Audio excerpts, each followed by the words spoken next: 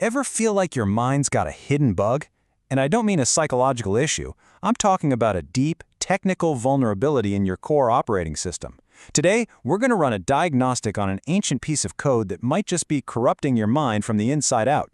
So let's start by identifying the main symptom. Just think about it for a second. Where does all your focus and energy go? What if that constant mental drain isn't just you being tired, but actually a symptom of a systemic leak? Well, we're about to track down the source code of that very leak.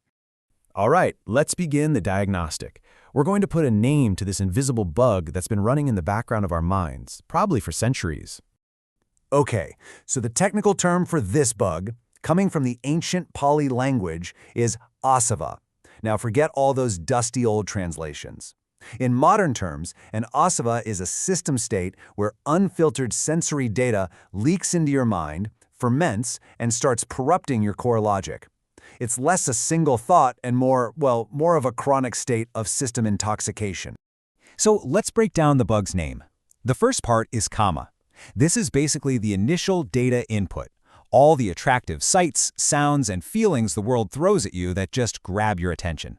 Next up, we have This just describes the direction of the data flow, inward. It's this constant, often unconscious stream of information pouring into your mental system, whether you choose it or not. And finally, we get to the most crucial part, sava. This means to leak or to ferment.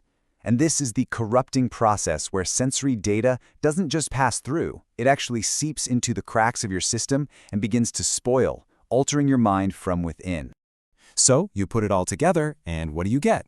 Kāmāsava, the leak of sensory attraction. Now, to make this crystal clear, let's look at 4 modern-day glitches that perfectly illustrate how this one ancient bug shows up in our daily lives. First up, let's talk about the memory leak. In computing, this is when a program forgets to release memory after it's done, slowly draining the whole system. Well, guess what? The exact same thing happens in our minds. You know that catchy song you heard hours ago, or that amazing meal? The desire for it is still there, just lingering in your mental RAM, consuming processing power. That is Kāmāsava as a memory leak. And it's why when you sit down to focus or meditate, you suddenly find your resources are already mysteriously low. The system is just bogged down by old unreleased data. Okay, our second glitch is battery corrosion. You know when an old battery leaks acid and just completely destroys the delicate circuitry inside a device? Yeah, this is a much deeper kind of damage. This is where Kāmāsava acts just like that corrosive acid. The constant fermentation of attachment and desire doesn't just slow the system down. Nope, it starts to eat away at the core hardware, your capacity for clear perception and wisdom. It's a fundamental corruption of the system's integrity. The third glitch, a leaky hull. Imagine your mind as a ship, navigating this huge ocean of the world. The asavas are like tiny holes below the waterline, constantly letting the world seep right in. And this illustrates the passive nature of the problem so well. See, you don't even have to do anything wrong. The leaks are just there, and the water, the sensory data of the world, is always pressing in. Without constant, active effort to bail out the water, the system is simply destined to get overwhelmed and, well, sink.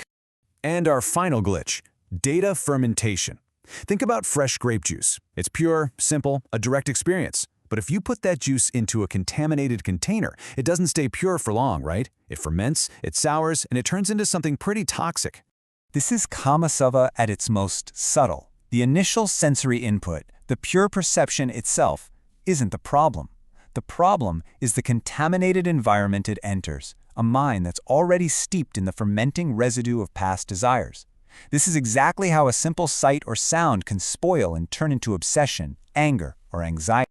So, we've seen the glitches, the leaks, the corrosion, the fermentation. What's the ultimate impact of just letting this bug run unchecked in our system?